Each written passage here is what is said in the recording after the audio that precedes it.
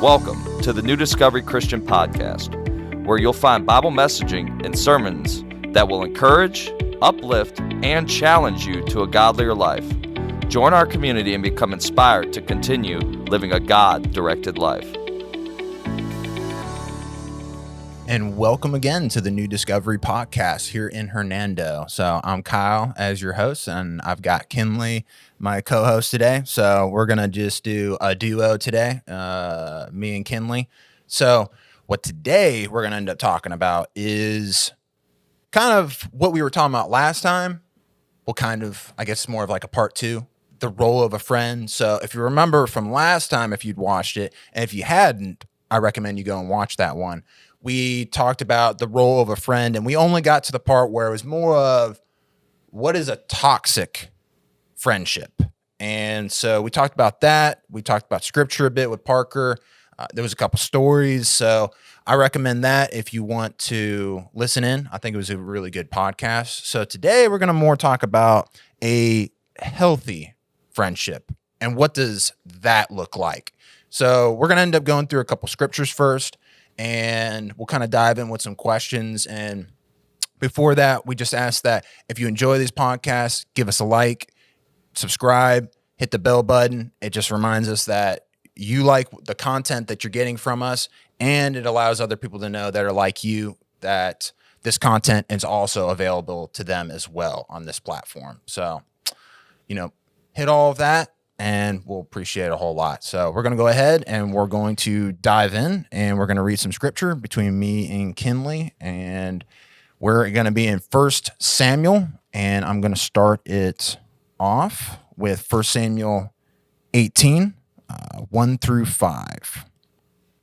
So it says, after David had finished talking with Saul, Jonathan became one in spirit with David, and he loved him as himself. From that day, Saul kept David with him and did not let him return home to his family.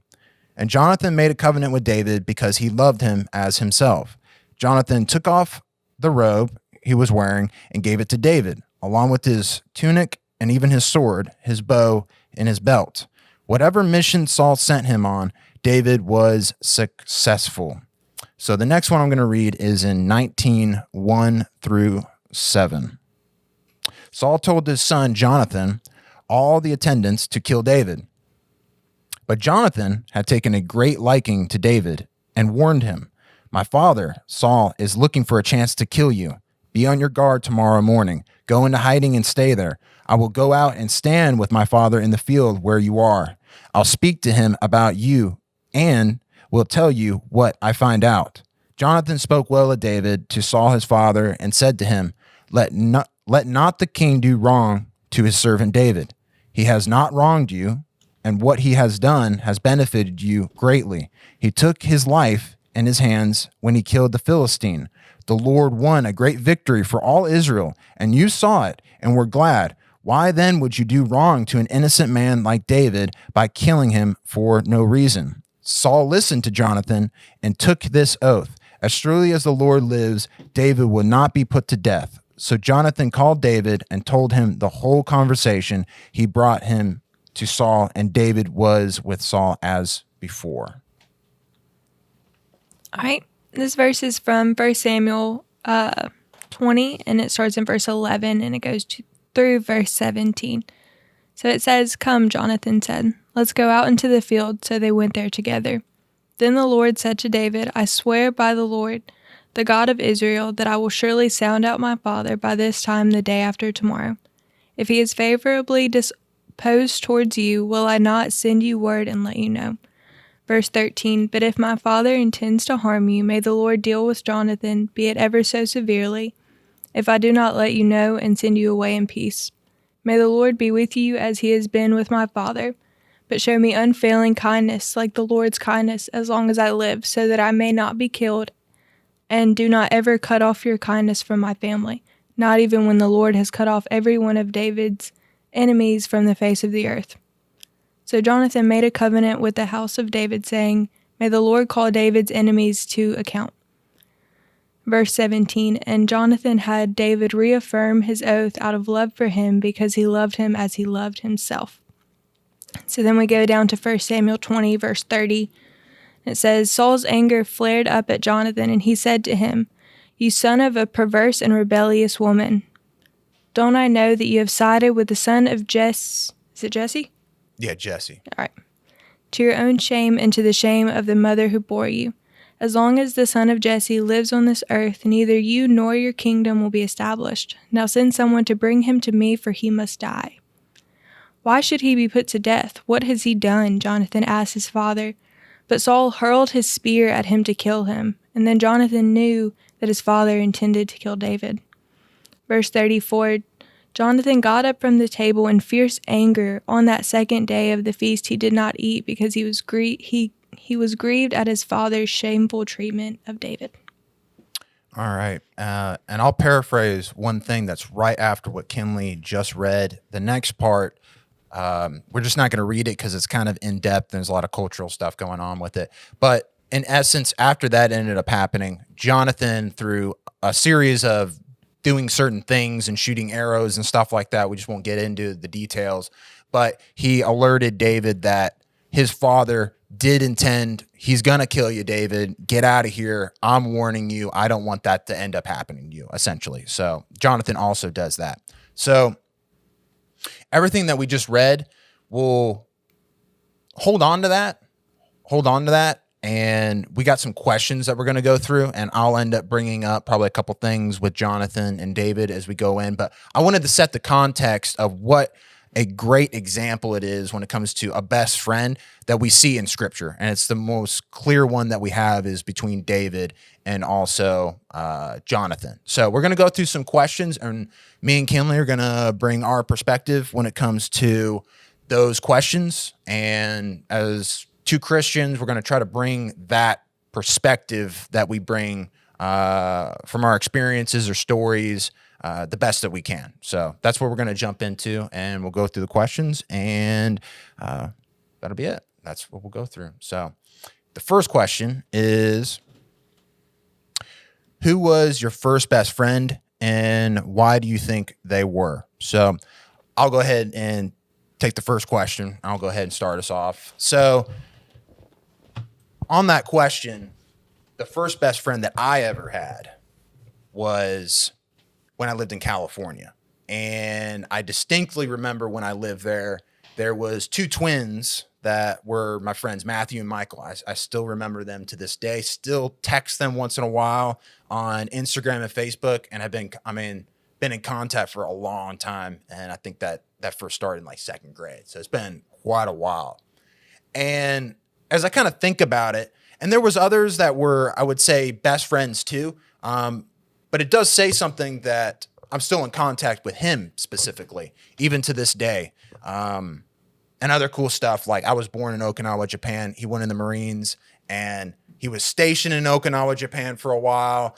And, he lived out in California, and then I moved to the South, and now he's in Tennessee. He just moved there, and now he's in the South with me. So it's interesting stuff like that. But for me, as I think about this question, what was it that made him such a best friend? And one thing that I thought about was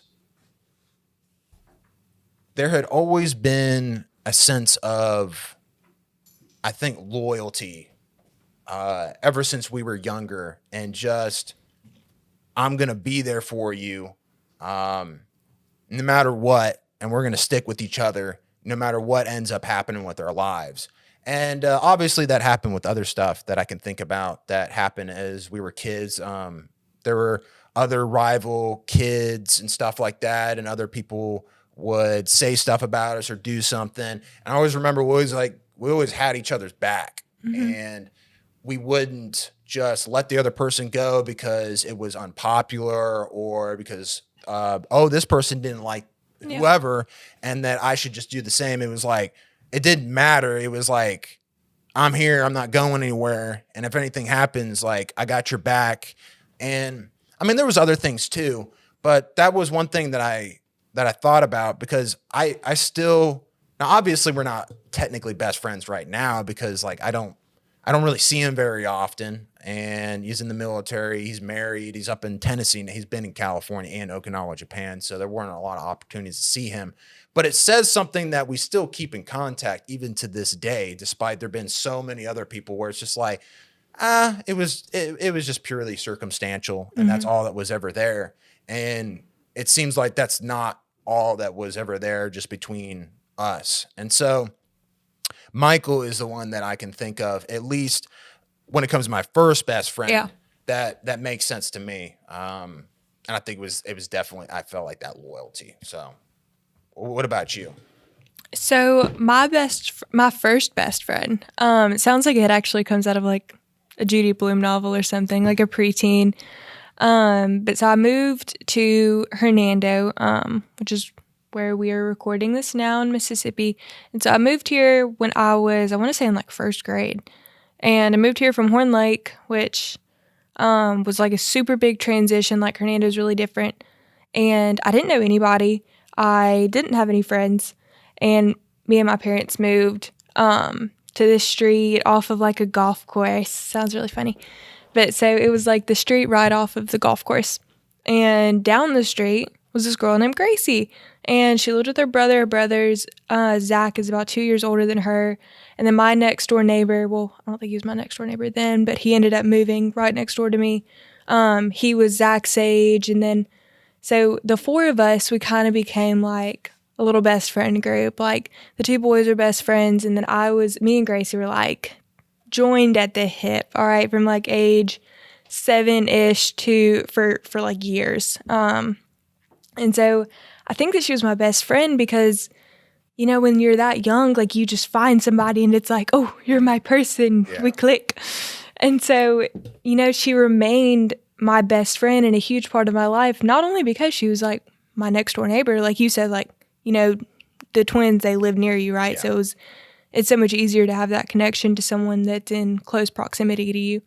And so I would see her every day. We would ride the bus together in the morning. We would ride the bus home from school. And we would go over to each other's houses every day after school. And it's just like when you're that age, you're so young, you're so impressionable that, you know, like once you have your best friend, it's like you go through everything together. You know, you talk about boys and you talk about other friends and you talk about school and you grow up and you're a girl and you're learning what looks cute and what you probably shouldn't be wearing because that doesn't look cute, and just like little girly things. And so I ended up moving when I was, I want to say, I think I was still in middle school. So me and her had been friends. We had been like best friends for, I want to say, about 7 years.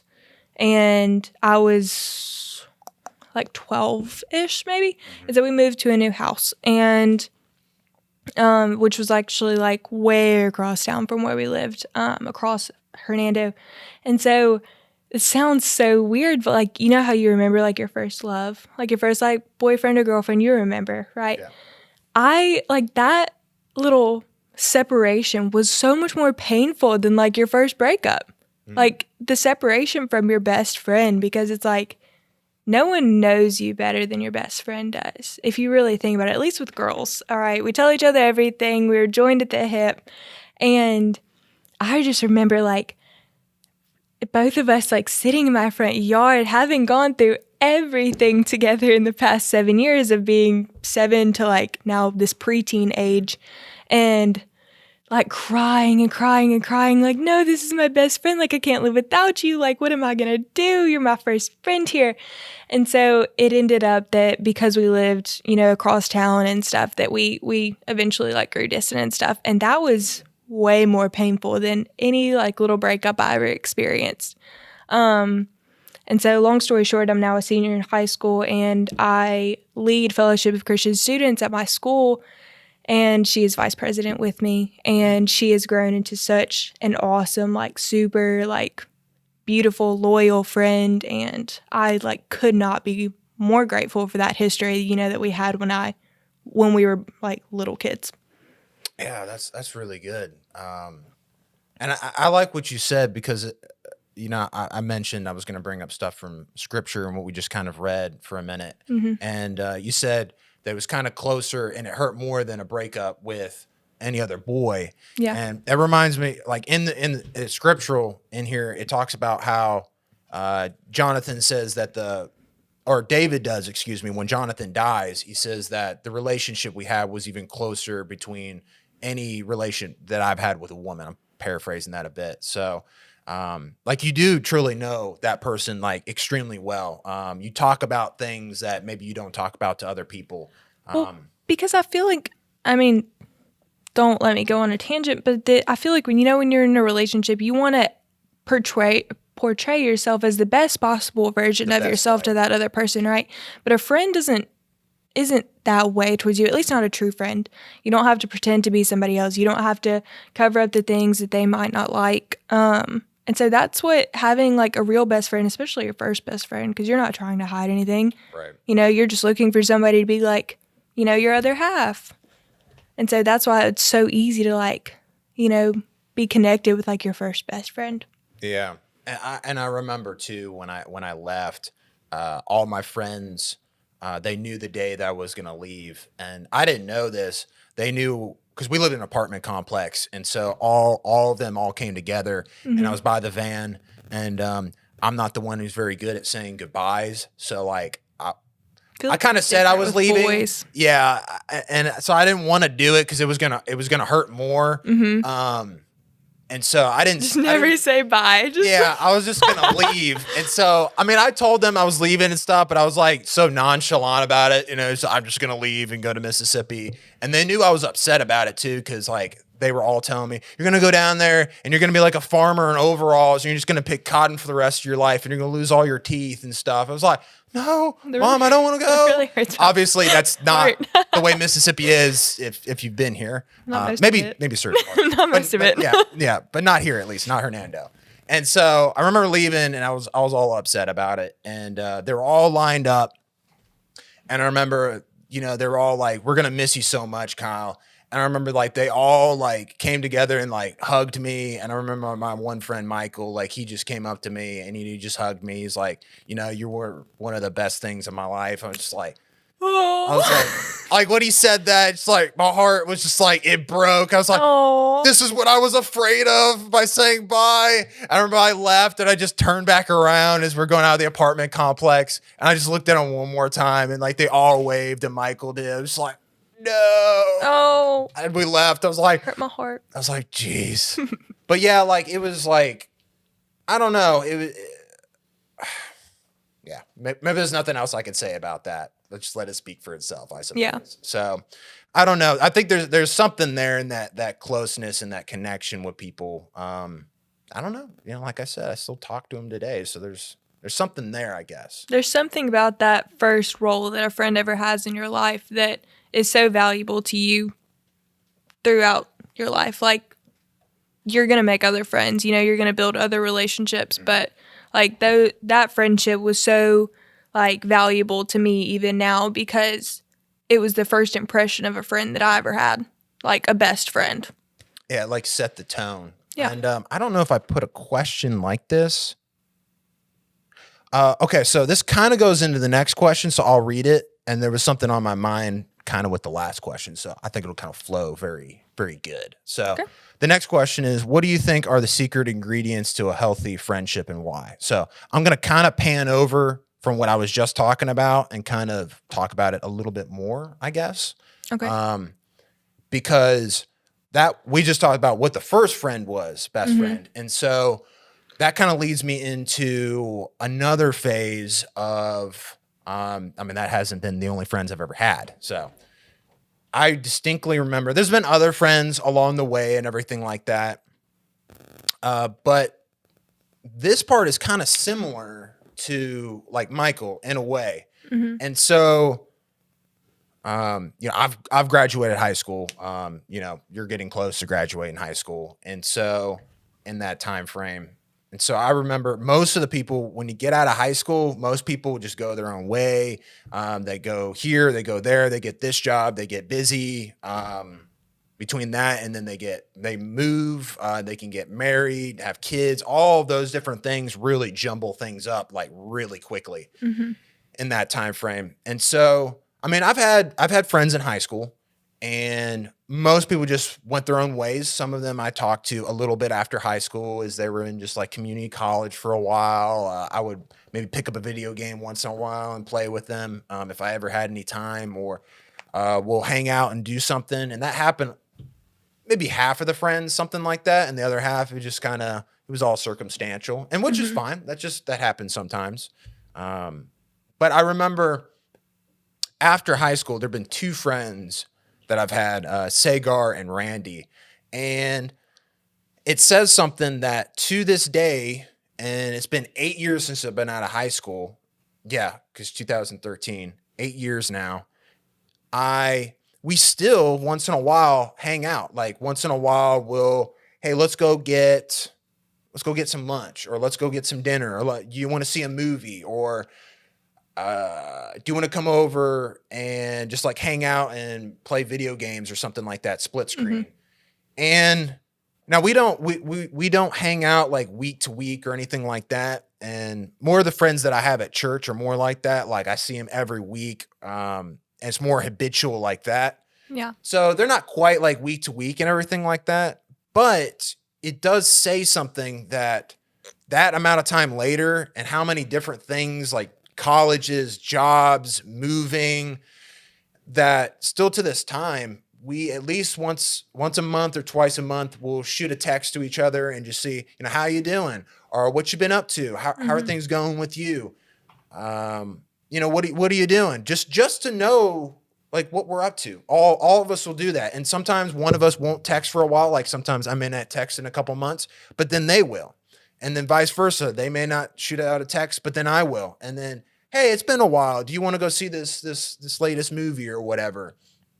And I guess it's kind of similar that I see that I was talking about with Michael to a certain degree, and that I've noticed with them as well. And despite how much time and circumstances that have happened, there's a connection that was made that was not circumstantial. Like there was more that was there, and that no matter what happens in our life, it's like I want to somewhat be a part of your life. It's like it was something. There's more there. It's intentional. Yeah, like it wasn't just circumstance. Like you intentionally built that friendship and maintained it. Yeah, right? It may have started circumstantial because we just had the same class as each other in government and law. I think it was in high school. It was like our senior year, and like they were kind of just boo-boo classes. I mean, you just took it to graduate. We all knew it. The teacher knew it, and we did a funny skit with each other. It was like Mercedes in a can, and you're probably thinking, "What the heck is that?" And yeah. It is what the heck is that kind of thing. It was literally spray a car, turn into a Mercedes, and that was a video. And then it's somewhere buried deep where it should remain for forever. We'll but find it. it's in my parents' computer somewhere, I think. So I don't think you can get it unless you know how to break into a house, which could be possible. So should be aware of that. Tell my parents. But it's there somewhere. And I've seen it a couple times. It's as cringe as it could possibly get. But I mean, I remember having a good time making that with each other because one of my friends, Sagar, had a Mercedes, and then I had a Toyota like 94 or something. And like, obviously it's not a Mercedes. So like you sprayed it, turned it into Mercedes, and we just had like a fun time with it. It was so bad. Like we sprayed it and we had the car in like a completely different area. Like, oh, look, it turned into Mercedes, but it's like in a different part of the road, clearly. So funny, cringy, but like there was like a connection that we ended up making, like doing that with each other. It was at my parents' house, and it was really fun. And we went from like one class to the next class. It just transitioned, and apparently it was like the whole class. It was just kind of weird where it went from like law to government or something like that. But I was like, oh, cool, we're all together again. So that's awesome from semester to semester. Mm-hmm. And then we started doing stuff after school. I remember too, like we would go for runs with each other. Randy wanted to get in shape. I was on the football team. He's like, what should I do? He's like, well, I got a workout set in like my house and stuff. And we started working out. It was like really funny. Yeah, it was like really fun. And like there was a joke about Randy, and when it comes to lifting weights, like I think I put intentionally more weight on one side and took like all the weight on the other side. It's like, what's going on here? And it was like fun. We recorded it, and it was like, so Randy, if you're listening to this now, you know. Yeah. So, he remembers. He remembers. So like we built a lot of stories and a lot of stuff that we did when it comes to all that kind of stuff, and it was really fun. And so I don't know, and maybe that's another thing too. Like you're doing life with someone. Maybe that's another thing that I can think of. And same thing with Michael. Like I remember you were talking about with your friend Gracie and the group. Yeah. And coming home from school with each other on the bus. So like for me, we could have taken the bus, but we lived in a giant apartment complex in California. And when I mean giant, like thousands of people in this apartment complex. And it was like literally next to the school. So like what we did was we got up early in the morning, we got to the same spot in the morning with each other, and we're going to go to school, and we'd have like those little scooters that you put your one foot on and then you like push with the other. And so we get on either the scooters or bikes and be like, all right, we're going to go to school today. And we just, because it was the only reason that I could go to school and walk was my mom was like, you got to be with a group of people. And same mom's like, you can do it. Just like be with a group of people. Just don't go alone. So we'd all get in a group at the same time.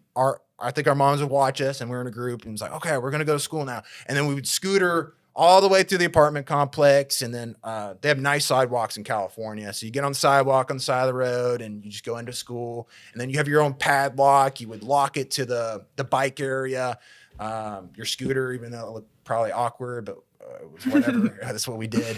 And then after school, we would all go to the same spot and it's like, okay, we're out of school, and we get together and it's like, all right, we're going to go there. And we would like race each other and like, who's going to go faster this time? And like, what about this? And there was lots of bumps and stuff like that and hills, and it was like really fun. And so like, then when we do that, and it's like, all right, we're going to meet at the hill. There's a big hill there that led to like the mansions in Orange County, which we didn't live in, but they were like really cool. It was like coyotes and like killer bees up there. And like, we would just have fun for the rest of the day playing war, playing guns, maybe play video games. And we would just like do that all the way until like 9 o'clock and then like come home and eat dinner. And it was like every day was like that. And then the weekends were like, okay, well, we got up at 8 o'clock and we're going to come home at 8 o'clock because there's dinner. And it was like, that was like every weekend with us, just like building memories and stories. And I mean, I remember like one thing that we did with together was stuff like okay, so I don't recommend doing this, but so on the hills there were killer beehives, and like killer bees like burrow. They don't have like a hive or anything like that, like sometimes you see with honeybees. Like they like burrow in the ground. So like in this hill there were killer beehives, and what we do is there always be construction, and we'd pull sticks, and whoever got the shortest stick, we would sacrifice them. And so like you would have to grab a brick, go up to the killer beehive and right up to it, and you have to peg it with a brick like into this giant hole, and they would all fly out, the killer bees, and they would chase you after you did that. And we always did that, and we tried to run away. It was like, you know, we were sacrificing that person. You put your life on the line, and So I mean, you sweet. could actually die. So it kind of was sacrificing. I don't think anyone actually died. I think I got stoned once, and I don't think anyone died. don't think. That's what you said. Could have been, but Not that I remember. Yeah. I don't think anyone did. I think I got stoned once, and I thought I was gonna die, and then I went home. But yeah, So fun now. yeah.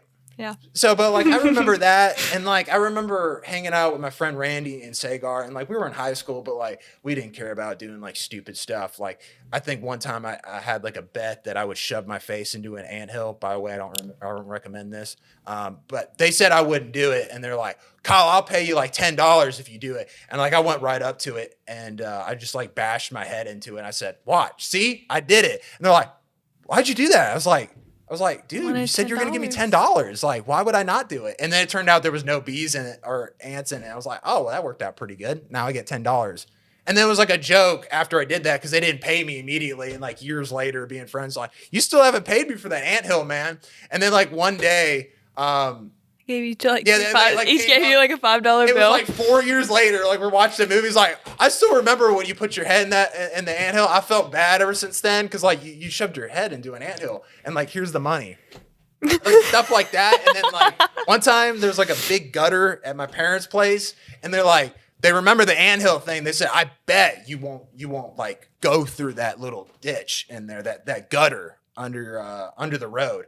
And like, because I told them like snakes have been found in there, cottonmouths, like spider. You can literally see the spider webs. So you just had like no fear of death. You were just like, oh well. Yeah, I was like, well, that's just a part of the fun. Like it's the risk. Okay. So I mean, maybe it started that one day with the killer beehives, and it's never ended. The anthills and the snakes and the Yeah, so lots of risk taking. I don't know. We don't advise this. Yeah, I don't advise doing this because you could probably die. But they were like, yeah, for $20 you won't go through there.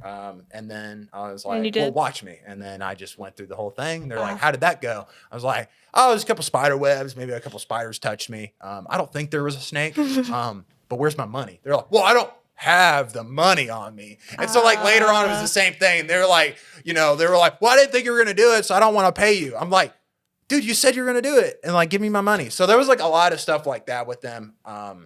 So Kyle made friends based off of bets that threatened his well-being. Yes. Anyway. So, don't recommend it. I'm just that's how you build your relationships. Yeah. Just if you wanted any pointers. I'm just saying build stories together. That's the secret ingredient. Yeah. It doesn't have to be through a ditch. Not saying you. Never mind. I better stop before someone does and dies. So I don't recommend it necessarily, but it happened though. So, but like, I remember that we built stories, like we did life with each other. I think maybe that's another part of it. You do life with each other. And then I think, like we talked about, that loyalty is also a part of it, and always having each other's back. Because like, there's another story with Sagar and Randy. There's someone's birthday party, and I remember we went over to this person's house, and so we were going from 8th grade to 9th grade. And I remember I was on the football team, so I was transitioning over in that summertime, and I saw some of the high schoolers who were on the football team because you had to do tryouts, which are kind of boo-boo anyways, because like you make the team if you go to tryouts. But there were tryouts, and I made the team because you just make the team by showing up. But I remember some of the high schoolers, and like they're intimidating to me. They're like in 11th and 12th grade, and here I come, and so I remember them, and we were on the side of the road for this guy's birthday party, and we were like together hanging out and just like doing stuff. Side of the road? I don't know. Just on the side of the road. Okay. Could have gotten ran over. Continue. Or something. Yeah. So we're on the road for some reason. Who knows? I guess typical Mississippi birthday party. Yeah. Who knows? Yeah. Birthday party on the side of the road. I guess it sounds kind of stupid now that I think about it. But we saw them, and they were playing basketball, and I think they were saying something about one of the guys, and like they were trying to pick a fight. I remember it was like with you guys, Randy, on the side of the road. Yeah, on the side of the road. Here we are. And I was like, everyone was like, we got together. We're like, all right, we're gonna back Randy up, right? And like we're like here as like these middle schoolers, and like they're like in 11th, 8th grade. You think like, you're all super down. ripped, like huge, and like here we are, like just now going through like growth stages. So like I picture Sandlot. Yeah, like I don't know why. Yeah, I'm 6'4", but I was not 6'4" at this time, like by any means, and so like not intimidating. But I remember we got in a group and we were like, if they touch Randy, it doesn't matter if we get beat up. We're gonna try to beat them up. So it wasn't just loyalty; it was like fierce loyalty. Yeah. Like if he gets beat up, we're gonna get beat up too. Like. And we're going to try not to get beat up. So I remember we might get beat up. Yeah, we might. And I remember that day because that day at the cafeteria, because back in my mind, I'm like, why did it have to be this day? There's another thing called Bloody Knuckles. Again, I'm talking about things you shouldn't recommend doing that I have done. It's where you punch someone's knuckles until someone gives up. So I played that in middle school. You played that? Yeah. Yeah. And so like usually you don't actually bleed. Like it's just what you call it. But like I went against another guy who like never gave up either. Cause like I was like one of the champions who never gave up and just like, no, champion. Like, I'm not going to stop. Of like, 6th grade Bloody Knuckles. Yeah. Yeah. Yeah. Okay. 8th to 9th grade Bloody Knuckles. It's 9th grade. Oh. Yeah. Some it's in that zone. It's all murky at this point. But I remember doing it. And so like we were sitting there the entire time at the cafeteria, like pounding each other's knuckles. And then like finally like people were like, oh my gosh, like both of your knuckles are actually bleeding because we were like hitting. It was like blood on my hands. Like, is it mine or is it yours? And it was like, oh, it's both. Ugh. I was like, you don't have any like diseases, do you? And then he like smiled at me. I was like, oh my gosh. By the way, I'm clean. Everything's fine when it comes to that. I'm pretty sure. Mister, edit that out. Yeah, probably edit that out. So that was a thing. But I remember like after that, so I'm panning to the next story. My hand, this is the next day, my hand swelled up 3 times bigger than like normal. It looked like I had like an allergy to like bees. And so I remember I was like with the friends and like, yeah, we're going to beat them up, man. We're going to do our best. And like, I just like picked up my hand as we were talking. And like, I was like, I'll try. Of all days for this to happen, my hand just like, it just like hurts just at the touch. And I'm just like, I still remember. We'll do our best. Yeah, I was like, I'll use my left. We'll see what happens. We'll see what happens with my left. It probably won't pan out well for me. I'll probably just die. But the funny part is we started playing basketball with them, and then we played football. It was like really fun. So as all male friendships are formed. Yeah. So we were gonna fight each other, and there was a lot of talk, and then best friends. Yeah, we played football and then basketball with each other, and we were like, "Oh, you guys are kind of cool." I'm like, yeah, you guys are too. Oh, we're gonna beat each other up. Whatever. Who cares? But yeah. So like. I always remember that with them though, like all those stories. So that was like really cool. So I guess that's another thing. You do life with these people, and also that loyalty to the end, maybe the very end, I guess. And scripture, this was just like end. Bring you back. Yeah, it like brings me back. Like when I read scripture. You feel like nostalgic right now? Yeah, I do. Because thinking about Bloody Knuckles and Killer Bees. Yeah. Yeah. And also like we're gonna try to beat them up. But we're probably the ones getting beat up. But it's okay, though. Notice how Kyle said, we'll try our best. Yeah, it doesn't matter what happens. Try our best. We're not leaving you alone, Randy. Aww.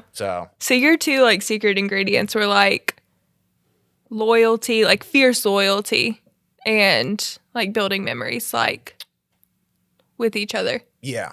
I would say those are big ingredients that are like right on the top of my head, I feel like, when it comes to friendships. I mean, what about you though? What do you kind of think of when it comes to ingredients? So I feel like, and like, don't come at me in like comments or anything for talking to Kyle about like joking, saying like, oh, typical guy friendships. Like, I know not all guy friendships are like that. Like, I know that.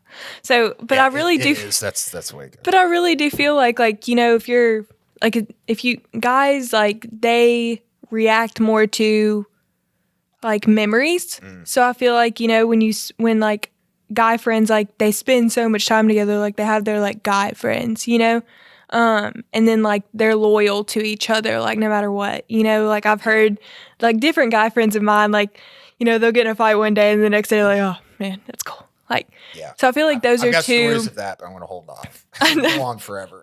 I feel like those are 2 traits that are primarily in like guy friendships, but I just want to say like girl friendships that I've seen a lot, and particularly mine. So I feel like probably my biggest one is like not like, what's the word I'm looking for? Non-judgmental. So if you're watching this and you're in middle school and you're in high school, you know the drill about how girls are, especially middle school girls. They're vicious. Okay. I'll be 19 this year. Like, I'm a legal adult, and I think middle school girls are vicious. They're mean. They can be mean. Yeah. Anybody can attest to that. And you'll think girls are angels.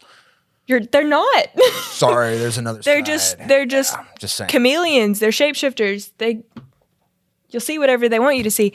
So I remember like being in middle school, and I had like kind of a group of friends, and I remember specifically it was these 2 friends, these 2 girls that I was best friends with, and they both liked this guy, and we were all in the same class. And this guy, I don't think he didn't really like them, but I think he liked me, and it just like totally messed up our friendship. And I was like, what is going on? You know, the craziest drama in middle school. But so going throughout middle school and high school, I realized that the girls that are gonna be there for you in the most like supportive, open-minded, non-judgmental way possible, the kind of girls that will not go behind your back and then talk about you. Because I think that is such a thing that you have to worry about with girl friendships, and that's why not just girlfriends, but I value my friendships with my guy friends so much. I have 2 best guy friends, Matt and KJ, and they're the best guys that you could like ever meet. And so, you know, that's something that you don't really see in guy friendships, but you see more in girl friendships, is like the kind of like gossip, talkative, like secrets, drama thing, you know? Mm-hmm. And so going through middle school, I was like, I can't say anything. I can't be friends with any girl. Like, they're just going to be mean and they're just going to talk about me. And that's life. But I got into high school, and when I was 14, I met my best friend Katie, and me and her are still best friends to this day. Shout out to Katie. She's at State right now. She's living it up, and I love her. But me and her were friends all throughout middle school and high school. We bonded in art class because I was the kid that didn't do my work.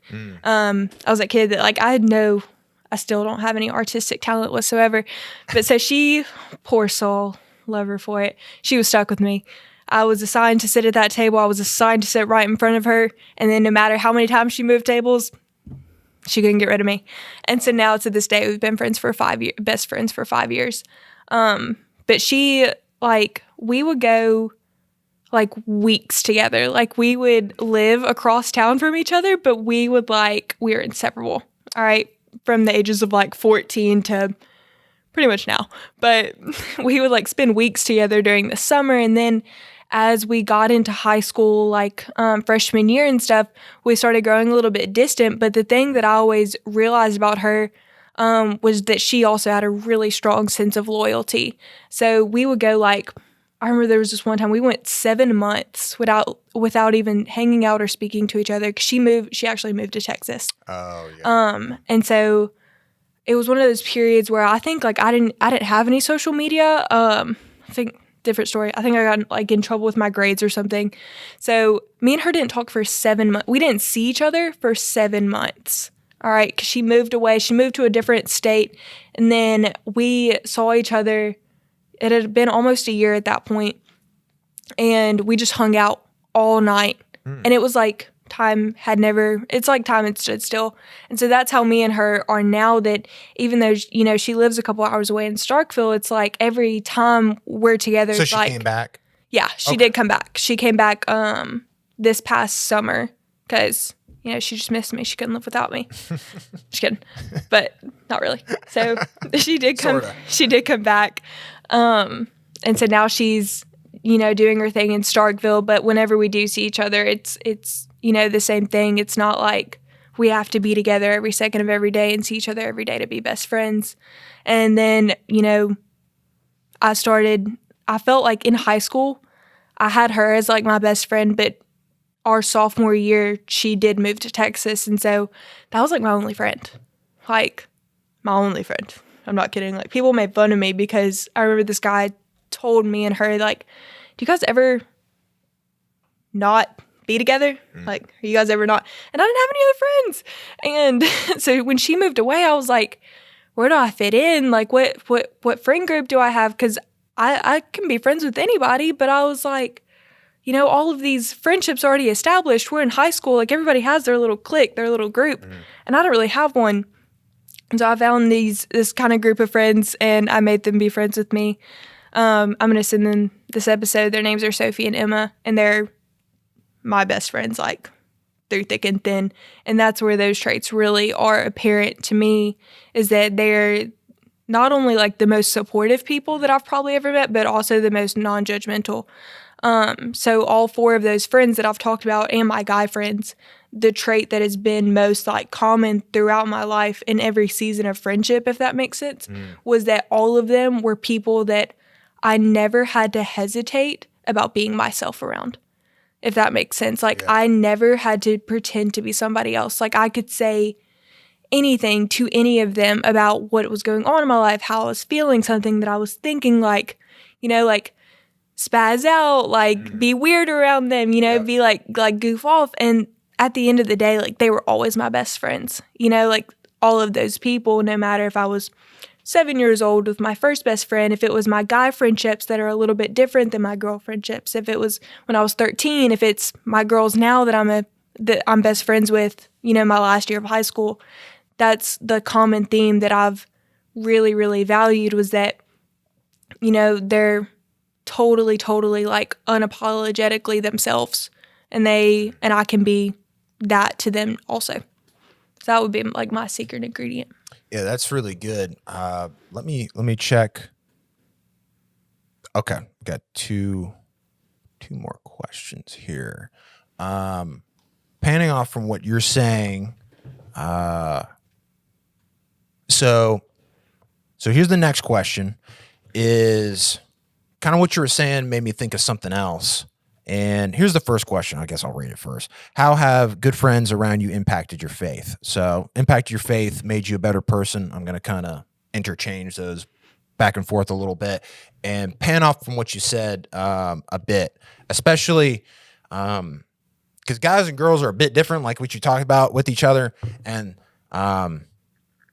like even when we were just talking about with the whole fighting thing, like I remember there's a couple times like me and Zach have like punched each other and stuff, but like I don't know if that's like a part of the friendship or whatever. I don't know. It's like a man who's willing to punch me, like we're friends. I don't know how that works exactly, but like it's just different, I suppose. But like I remember when it comes to guys, like both of these are kind of different, but they're kind of similar in one way. Mm-hmm. Like a guy that's willing to like judge another one is, it sounds weird, but like it's true though, and it's kind of weird even saying it. But like a guy who's willing to do it, even in like a funny manner, it's like you got to be careful about it too when it comes to doing this, because you only want to really do it with a friend, because if you're not, then it can come across as like, especially you don't know the person very well, it can just come across as like, dude, like why the heck are you saying that to me? It's like, that's kind of weird. But like sometimes we'll judge each other when it comes to like something you're wearing or like your shoes. It's like, dude, what's up with those shoes, man? Did you pick those up at like Goodwill like 10 years ago or something? Like it looks horrible. And so like some people, especially like a girl, will be like, wow, that's just like mean. Like that's just like terrible to say that to that person. Like you just destroyed like them on the inside. But like it gives like a guy a chance to like, first of all, to like make him stronger. Like if you're able to like have like a comeback or something like that, pretty good. And I'm assuming like it's your friend. And usually that's how the friendship can kind of bond. It's like, oh, he's like willing to say that to me. It's like, we may have something going here. And then like, it gives you a chance to like have something back to say to them.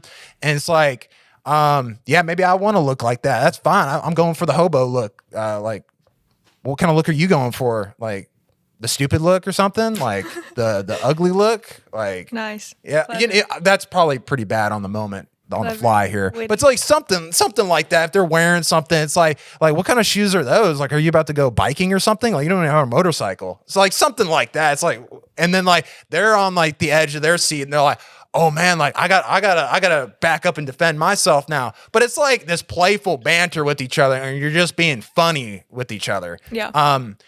Now, obviously, you don't want to get like personal with them, and then like you say something like, haha, your mom died or something. It's like, she actually died. It's like, obviously you could go across the line. It's just like, haha, you're an orphan. It's like, don't be personal about it. Just like, if your mom's passed away or you're an orphan, we don't think it's yeah, like that. There's lines that you don't cross, but like something like that, it's like playful banter. But like, and there's a deeper part of it too, where you get used to like judging another dude. And I know like, judgment right now is a trigger word in this culture, but like, hear me out a little bit. I've noticed that those friends where that first kind of starts, and that's kind of acceptable within a playful banter, of course, obviously you don't want to get personal. It's like, come on, man, what the heck? But like those friendships too comes to a point where they're like willing to pull me aside and be like, all right, dude, like you were like, whatever this was, like you were way out of line, or like, I see this coming. I see like a train coming into your life, and like, I'm making a judgment call, and you better like get out of the way from whatever you're saying or whatever you're doing, or whether it's a relationship or something like that. It's like, I'm willing to judge you. I'm willing to put things on the line and be uncomfortable. And you're probably not going to like what I'm saying. You're going to be uncomfortable. You're going to feel that judgment, but like, I'm that guy willing to do it because I want the best for you. And that's another thing when it comes to friendship. I have to say, if it gets to that level, someone who's willing to do that, it's like, for me, that's really, really as close as it can as it can almost get if someone's willing to do that, because they're willing to put the relationship on the line for me. And that has to do with my faith too, because I can become a better person. And usually those people, I share a Christian faith with them, and they hold me accountable when it comes to those beliefs and those values. So I think that's another way it enters into my faith, I think, and to a certain extent. Someone who's willing to do that. They'll put the friendship on the line because they want the best for me. Yeah. And even the friendship may end over this. And that's okay if that even if that happened and people got that upset. So when it comes to my faith, that's one thing that comes, I think, to mind at least immediately when it comes to that. I know that may sound weird, but that's true. And a lot of those have made me a better person, I think. So What about you though? So just like going off of that, I think we've got a lot of like really good nuggets in here. But probably the last thing that I do want to say is that I think what you were saying is, we were talking about the last episode that we did. It was the role of like kind of a toxic friend. And I think the like dividing the crucial like difference between a toxic friend and a healthy friend is what you're talking about. Somebody that'll pull you aside and, it says in scripture, speak truth in love. We talked about that a couple episodes ago, and that has stuck with me since. But somebody that doesn't say things to you in an attempt to tear you down or to like kind of change who you are, to like compromise your integrity, your morals, your values. But because I feel like it can go either way. I feel like, you could have a friend that will say something to you and like try and change you almost. But then I feel like a healthy friend will take what you're doing and hold you accountable. And, they will speak truth in love, and they will speak life into you because they want the best for you. Not because they want you to be a different person, but because they want you to be the best version of yourself that you can be. And so a lot of the time, like, the friends that I've made, like within the church, within, like really faith-filled friendships that I've had in my life, that's the main thing that I've noticed that has set them aside from anyone else, is that they hold me accountable. They're not just going to tell you what you want to hear. They're going to tell you what you need to hear because they want you to be the best version of yourself possible. Yeah. I'm going to leave it off on that because I think that's good. There's another question, the last question we got. And so there's this has to do kind of, especially if someone's out there and they've never had a best friend, and that's a thing. There's people out there like that, and so this question I think is really important. How can you find good friends? I think a lot of people ask that. There was even a YouTube video where I watched not long ago. It was like a girl, she was like 21, and it said, "I've never had a friend in my life." And I was like, well, that's kind of interesting. I just clicked on and watched it. It was like a 25-minute video. I just watched the whole thing. And she talks about how she'd never had a best friend, and she legitimately asked at the end, "Is it me? Am I missing something? Let me know. Like I'm open to it. Like I want to have friends." And she talks about how she's actually trying to find friends and doing certain things, clubs, dancing. I think she said that, but she's doing like all these different things, like some kind of app where you like meet a random person and have coffee. I was like, I didn't even know that was a thing. Okay, and she did that, and I was like, oh. She's definitely putting a little initiative in there. There's no doubt. Like I certainly haven't gone on an app and like meet a random person for coffee. I want friends. Yeah. I'd be a little afraid to do that in certain areas, but like, hey, she's getting in there. There's no doubt about that. But one thing I thought about even when I watched it and in this question was, how do you find good friends? And one thing that comes to mind is first, be a person who would be a good friend. That's the first thing that I can think of is be that person. Build yourself to be that person. Work on yourself. How do you imagine there being a good friend? Do you have those qualities? Because people will see that. Maybe you're not friends, but acquaintance. So they'll latch on to it. You'll attract those people.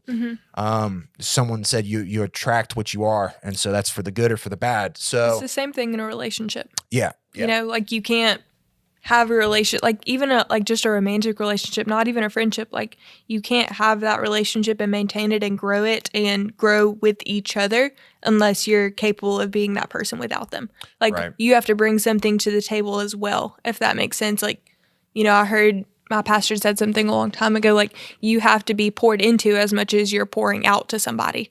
You know, it's like equally yoked. Yeah. And so like if you want to be a good friend to somebody, that's how you're going to attract good energy and good like people into your life, is not just looking for something to take, but something to give and pour out also. And it's a good example because a lot of relationships that you have, those dating relationships usually start out, not always technically. I mean, you could just ask someone out randomly. And I mean, I've done that, but like most of the time with me, you get to know that person, you become a friend with them, and it kind of like melds into, it's like, oh, I kind of like them that way. And so that happens. And why I'm just saying that is, there's qualities that you start to see in that person and you're like, oh, like you said, like equally yoked. It's like, you know, maybe I want to push it a little bit further into that zone, but there was something that was being put out, some type of vibe or whatever it was.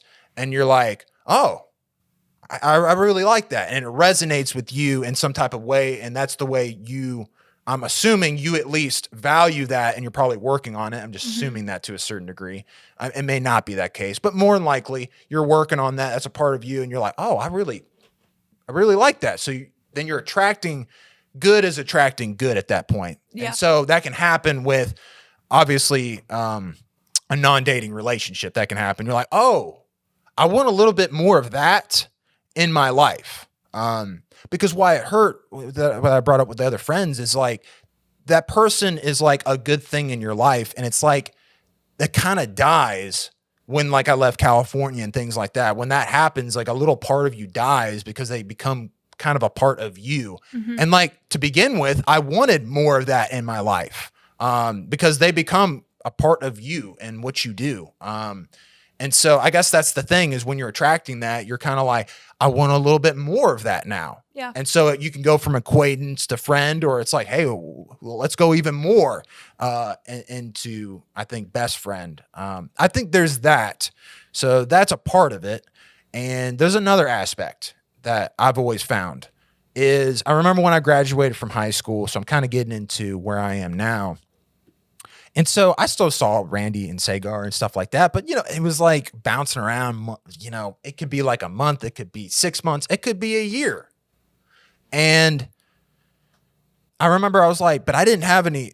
So they were really good friends, but like I didn't see them very often anymore. And there was kind of it was starting to become a void to me. And I doubt I'm the only person in this when it comes to that situation.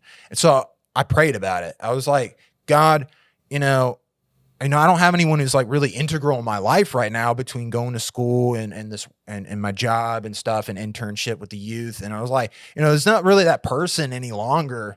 And it's okay that, the relationships to a certain degree were circumstantial.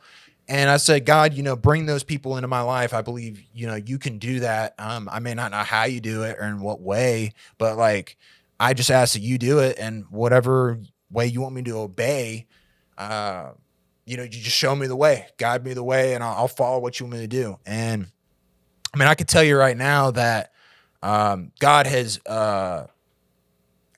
more than blessed me, and that the people in my life right now, especially at church, and you've seen plenty of them on the podcast, that people I began to know, and it went from acquaintance to friendship to like best friends. Especially Zach and Javen, where that's ended up happening with them. And I didn't think that at first, especially the ways that I've met them, where Javen, where I was starting out as an intern here at the church, like 19 years old, and then Javen, starting to get into high school. And then I went from like that to a youth leader to then him graduating. And then I remember we had a class in college in art, and we're like, whoa, just like walked in, it's like, dude, Javen? And he's like, Kyle? I was like, is my seat like right behind you too? I was like, daggum. All right. And like, so after that, it was like, oh, that was really cool. And then it went kind of from there. We were still kind of like friends. Yeah. But like it from there on out, something shifted big time after that. And then we started getting coffee afterward, after high school. Then we started doing some other stuff, and then just like hanging out. And so it went from there, and it spiraled off. And the same thing with Zach. Like, he showed up to church one day, and he wasn't going to church at that time. And then he came up to me and was like, "Hey man, I'm Zach. Like, who are you?" And I didn't really get that. Usually people, they don't come up, and we just started talking and melding. And then he was like, "Hey man, you want to go like afterward and just like get some lunch and just talk or something?" I was like, "Yeah, cool." And then like we started doing that, and I was like starting out sophomore in college. So I started going to my university versus community college, and he started asking about like the scriptures that I was like, someone's asking about my, like the scriptures that I'm reading and my studies and stuff like that in the Bible. I was like, whoa. And then we just started doing that like every Sunday, and it became like a habit. And then Zach did not go to church for context, and he'll tell you the same story almost at all. Like, he just bounced in. Maybe it was like Easter or something. And like, you know, here's Zach, like every Sunday, Wednesdays, I've had him help with the youth at certain points, being here on the podcast. He plays guitar for the church and stuff. And it was like, it really like took off after that over some time. And now I've like known him for, I mean, I'm the age now. So I just turned 26. I'm the age now of when I met him, and I was probably 20 or 21. And so like, that's kind of a crazy thing for me to think about, I guess. And so that's the one thing I guess I'll say is, and there's other friends too. I might go on and on, but those are two that I can think of immediately. And there's other people who are, I think God is working on that friendship as well and building them up, I think, as well. And those are two that have been for a while now. And so, but God was involved in that. I prayed for that, and God brought people into my life. And he's still bringing people in my life. So I don't know if there was anything else that you wanted to say on that, but that was one thing. I think you covered it. I think you can also go as far as to say, if you're in a place in your life, in a season where you are praying to God and you're asking for him to give you those godly relationships, those godly friendships, those like just, just relationships that not only grow you as a person, but that you just learn from and you like really, really value and stuff like we've been talking about. You're not going to find those places in like locations where, those people don't thrive. All right. And I don't say that in a mean way. I don't say that to be unkind, but I'm saying you're not going to walk in to a like liquor store and find like a godly friendship. You could. If that has happened to you, let us know. Yeah. I'd really be interested in hearing about that. But I'd like to hear that too. I'm saying like, it doesn't just have to be in church. It doesn't have to just be like, like at a youth setting. But I'm saying, if you are truly, truly seeking out and praying really hard for that godly friendship and you want that friendship in your life, just look in the right places. Look in somewhere where you think that friendship can be grown. All right. Don't just walk into a bar one night and be like, I'm going to find my best friend tonight. It doesn't happen like that, I assume. I mean, school, work are like probably the main places you could find friendships. Like me, I'm busy a lot. So that's really a lot of what I do is see people in those settings where I am most of the time. But, it can be anywhere. But I think what you were saying about how you prayed for those relationships and they came in at the most unexpected time, it really was a God thing. God's going to give you exactly what you need when he knows that you need it and not when you just expect it. Yeah. And he can open your heart to be open to those relationships where you may have closed off. And so that's another way of looking at it too. God can work on your heart. And maybe if you're not praying about it, you just expect another person to do all the work. And then, that person will take the initiative. Well, sometimes you have to take some initiatives in certain areas. And sometimes God knows those scenarios better than you do in those scenarios. And all of those made sense. And it was a God thing. when all that went together. And so this isn't like a formula, you know. It's not like do your prayer. We're still learning. Yeah, do your prayer and like you're gonna all the friends are just gonna pile on you the next day. It's like, nah, there's a lot of patience, perseverance, working on yourself. There's a lot of that going on. But I think those two things, you're working on yourself, be a good friend and pray about it, get God involved in that. And it's like, man, you just you're getting all you want to make some soup and you're going to the grocery store buying all the ingredients and you're about to go home. It's like, we don't know when it's going to get done, but like you got everything set up for it and it's eventually going to happen, whatever happens. So like being patient about that is going to enrich your quality of life so much. I feel like, you know, you're going to be a better friend to somebody down the road the more that you work on those things for yourself. Yeah. I think that'll wrap it up. I think that was a really good discussion. So thank you for joining in on this next podcast, wrapping up when it comes to the role of a friend, and we'll catch you in on the next one.